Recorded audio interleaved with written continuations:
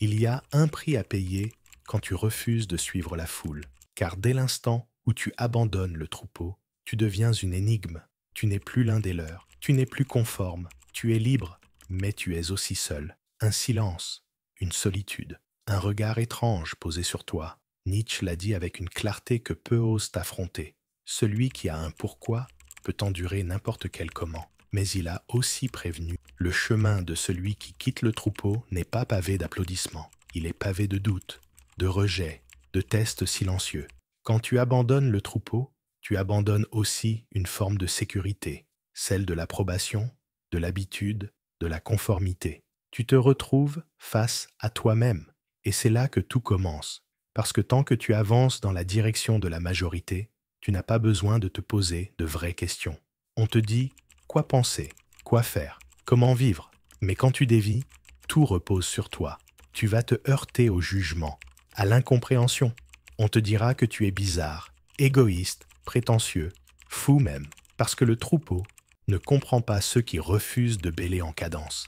Il méprise ceux qui ont le courage de penser autrement, d'agir autrement, de vivre autrement. Et pourtant, ce sont ces individus-là qui avancent, qui créent, qui transforment. Nietzsche les appelait les esprits libres, les surhommes, non pas au sens physique, mais mental. Ce sont ceux qui refusent les chaînes invisibles du conditionnement social, ceux qui préfèrent la vérité nue au confort des illusions collectives, ceux qui choisissent la responsabilité de penser par eux-mêmes, même si cela les éloigne des autres.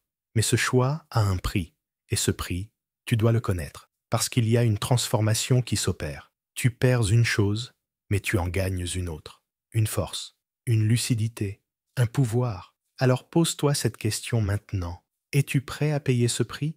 Es-tu prêt à t'écarter du troupeau pour devenir celui que tu es vraiment? Parce que la liberté intérieure commence le jour où tu refuses de suivre les autres, pour enfin te suivre toi-même. Tu veux comprendre pourquoi il est si difficile d'abandonner le troupeau? Pourquoi tant de personnes restent enfermées dans une existence qui ne leur ressemble pas?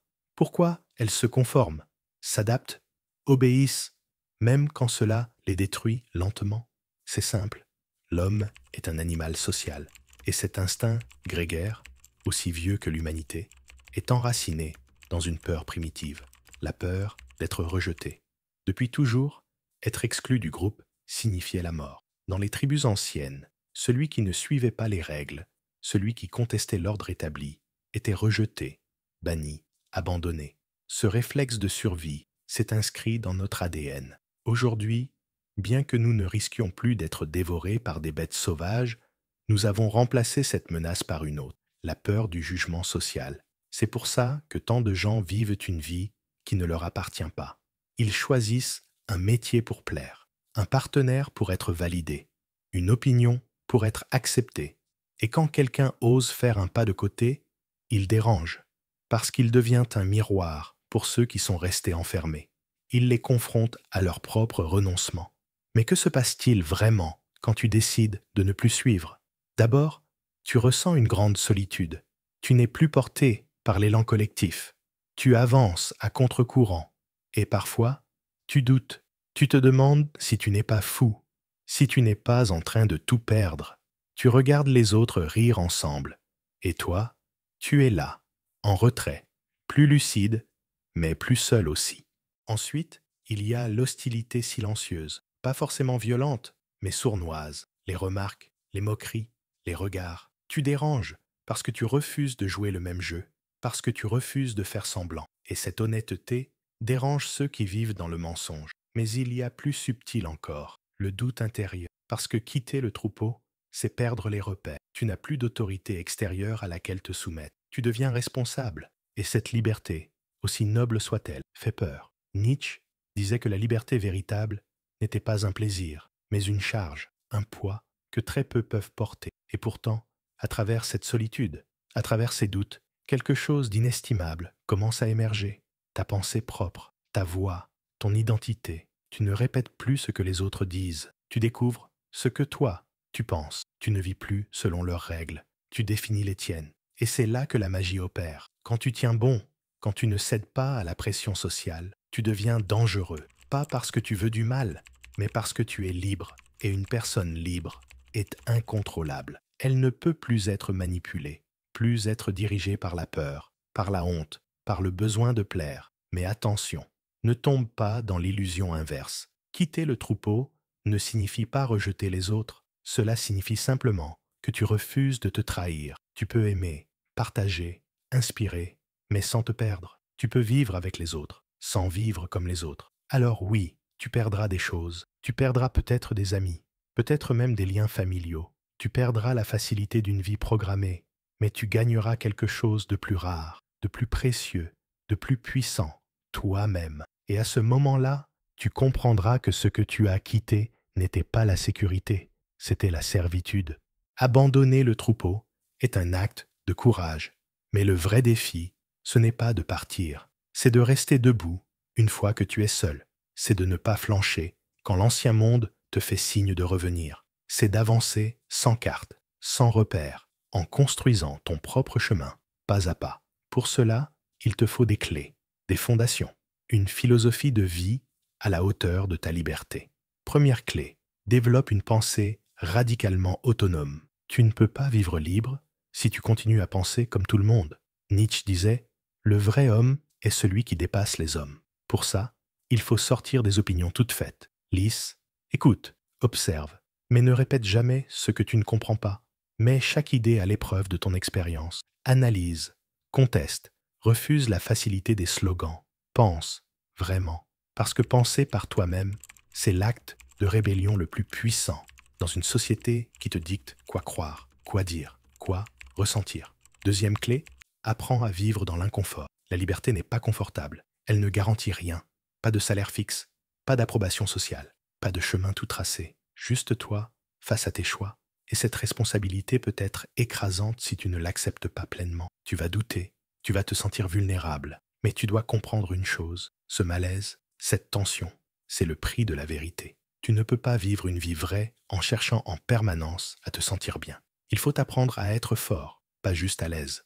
Troisième clé, affirme-toi sans arrogance. Tu n'as pas besoin de crier ta différence. Tu n'as pas à prouver que tu es au-dessus des autres. La liberté véritable est silencieuse, stable, inébranlable. Tu n'as pas besoin de convaincre, ni de convertir. Tu vis ta vie, tu incarnes ton choix.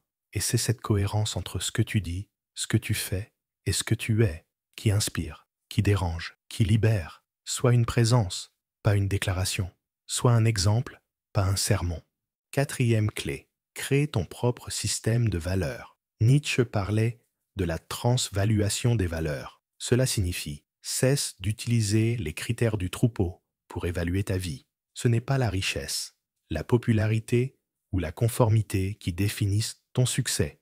Crée tes propres critères. Pour toi, peut-être que la réussite, c'est avoir du temps, ou être en paix avec toi-même, ou écrire, créer, aimer librement. Peu importe, mais définis-le, parce qu'un homme libre sans valeur claire redevient esclave des valeurs des autres. Cinquième clé, prépare-toi à la constance. Ce chemin n'est pas une crise passagère, ce n'est pas un caprice, c'est un engagement à vie. Ce que tu gagnes en abandonnant le troupeau, tu dois le protéger. Tu vas devoir dire non, souvent. Tu vas devoir te battre contre la facilité, la nostalgie du confort. Tu vas devoir recommencer, tomber, te relever, encore et encore. Mais chaque fois que tu choisis de rester fidèle à toi-même, tu deviens plus fort, plus solide, plus libre.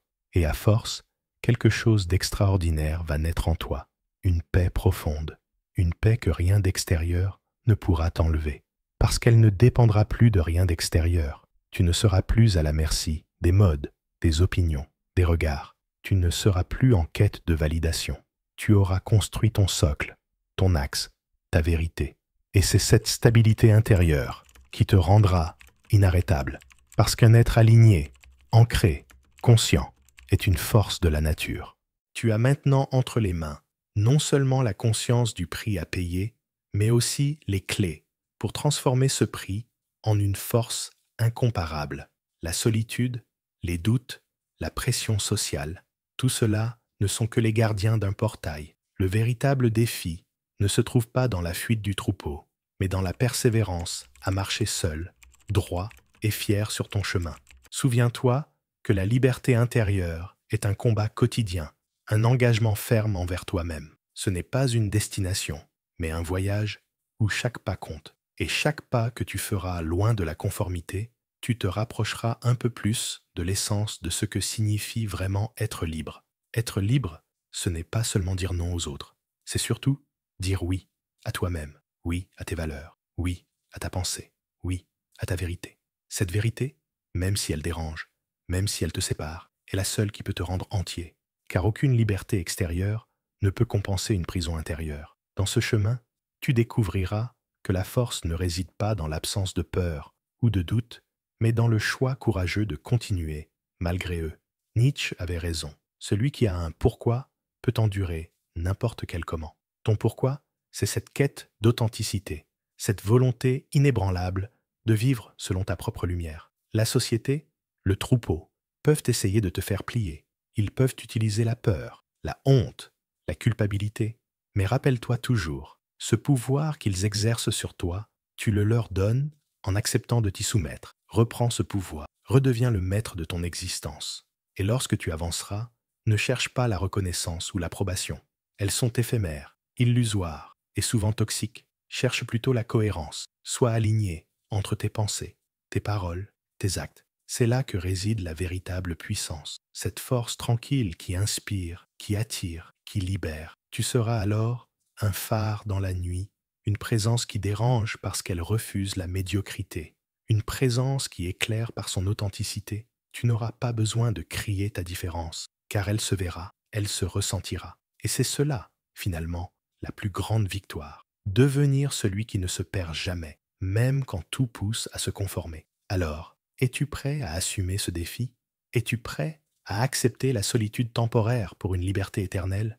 Es-tu prêt à marcher sur ce chemin, aussi ardu soit-il, parce que c'est le seul qui mène à une vie digne d'être vécue? Si ta réponse est oui, alors tu es déjà sur la voie. Tu n'es plus un simple membre du troupeau. Tu es un créateur de ta propre destinée.